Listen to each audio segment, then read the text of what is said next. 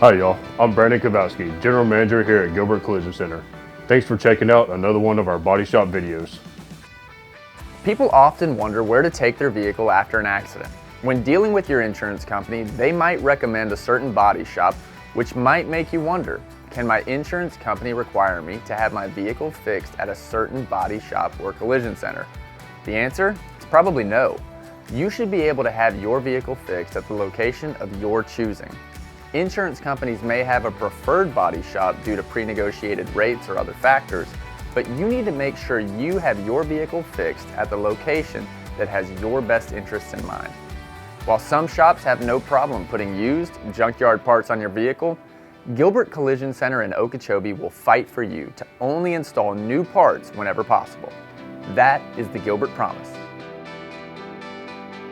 Gilbert Collision Center. We speak y'all.